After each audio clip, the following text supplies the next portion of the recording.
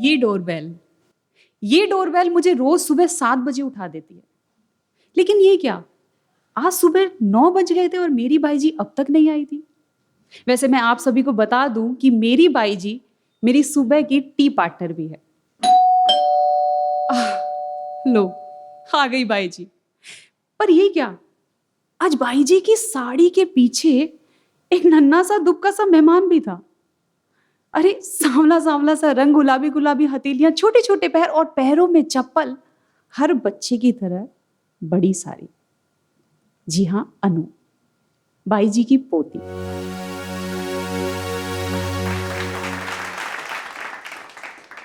अनु को मैं बाई जी की बातों से जानती थी और फिर हर नवरात्रि में अनु के लिए फ्रॉक, वो मोतियों वाली माला और टिफिन भी तो भिजवाती थी। बाई जी अंदर घर में काम करने चली गई और मैंने अनु को अपने पास बैठा लिया। मैंने अनु से पूछा, कैसी आए रे अनु तू? सच कहूं तो मेरी टूटी फूटी सी मराठी सुन के ना अनु जोर जोर से हंसने लगी। मैंने अनु को धीरे से बोला, अंदर कमरे में ना फ्रिज में से ना फ्रूटी और चॉकलेट ले आ।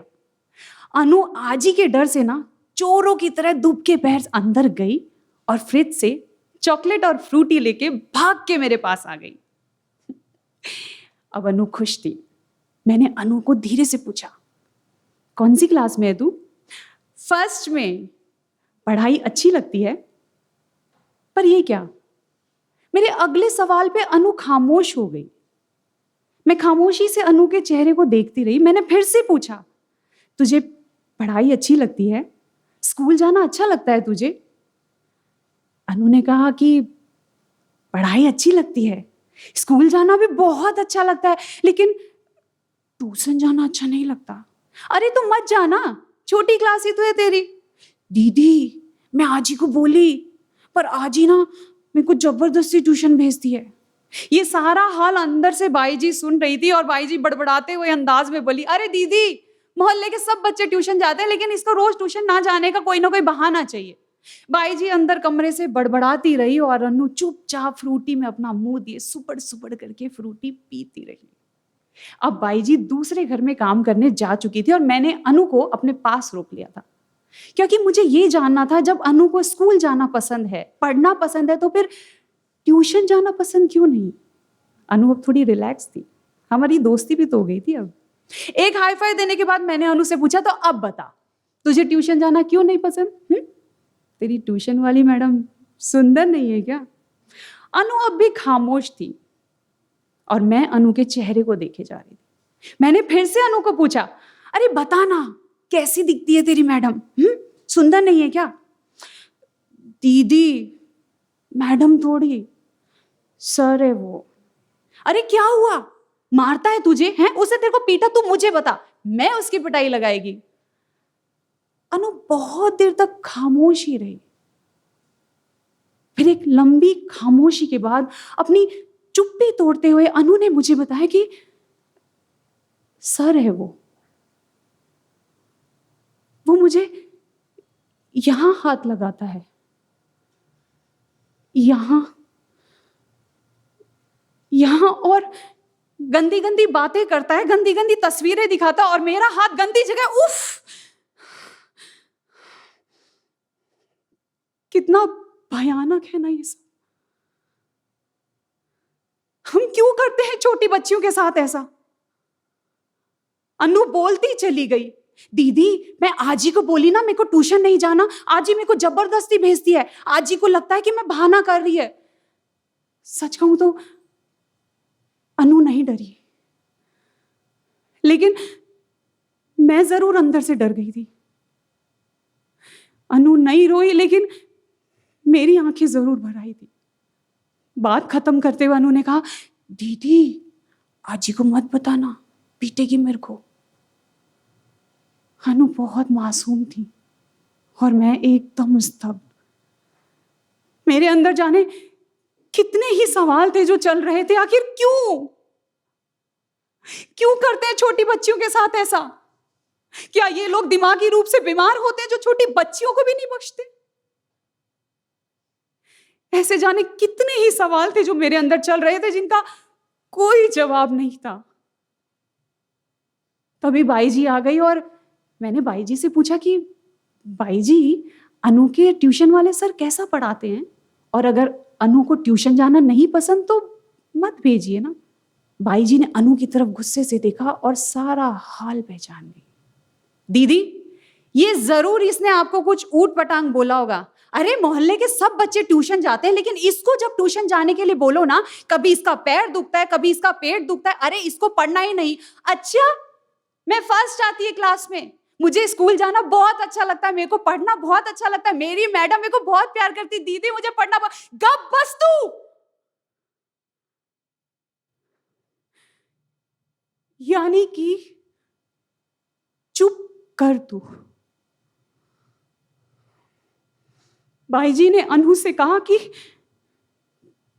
चुप कर तू। हम क्यों बचपन से लड़कियों की आवाज को दबा देते हैं? हम क्यों लड़कियों को ऊंची आवाज में बात नहीं करने देते? हम क्यों बचपन से लड़कियों को यह सिखाते हैं कि समाज में जो हो रहा है वो देख लो, लेकिन नहीं, आपको आवाज नहीं उठानी है? क्यों? ये सामाजिक दायरे लड़कियों के चारों तरफ ही क्यों होते हैं? फिर चाहे बचपन में मोलेस्ट की गई कोई लड़की हो या वो दहेज के लिए जला दी गई, जानी कितनी ही लड़कियों के सैकड़ों करोड़ों पेंडिंग पड़े केस। ऐसे कितने ही सवाल थे जो मुझे अंदर अंदर खा रहे थे, जिनका कोई जवाब नहीं था। मैं सोच रही थी कि तभी बाई जी ने हाथ जोड़ लिया। दीदी जाने दीजिए ना, हम गरीब लोग हैं, कब तक और किस किस से लड़ेंगे? लेकिन बाई जी ये गलत है। अरे छोटी मासूम बच्ची है वो। दीदी हमें नहीं लड़ना किसी से, हम गरीब लोग हैं। इससे पहले मैं कुछ कहती कि ठीक है, क्योंकि मुझे अनु को उस गंदगी से निकालना था, और उस दिन बाई जी की बेबसी ने मुझे रोक दिया। मैंने कहा ठीक है बाई जी, ऐसा करते हैं कि आप अनु को ना सुबह मेरे यहाँ ले आइए, मैं अनु को ट्यूशन पढ़ा दूंगी। ऐसे आपको मेरे आगे हाथ जोड़ने की जरूरत नहीं है, और हाँ, इसका मैं आपसे 1 रुपया भी नहीं लूंगी। बाई जी खुश थी और अनु तो माने बहुत ही खुश। लेकिन कहीं ना कहीं अंदर से मैं खुश नहीं थी। मेरे अंदर अब भी कितने ही सवाल चल रहे थे जिनका कोई जवाब नहीं था। सिर्फ कहने को हम 2023 में आ गए हैं, लेकिन आपको पता है ये रूढ़िवादिता, ये मानसिकता आज भी बहुत से कस्बों, बहुत से गांवों में मौजूद है।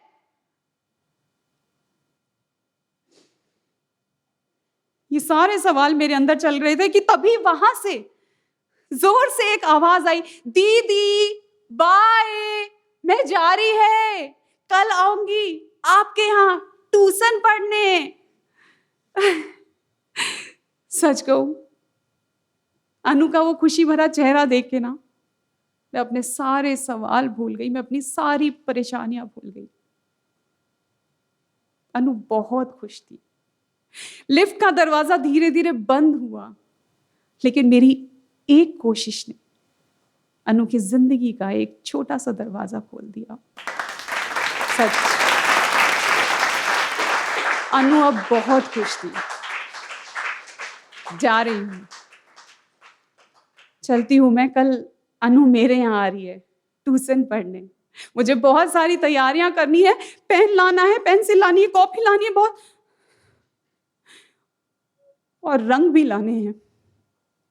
अनु को जिंदगी के हर रंग से वाकिफ कराना है। अनु को जिंदगी के हर रंग से लड़ना सिखाना है। चलती हूं।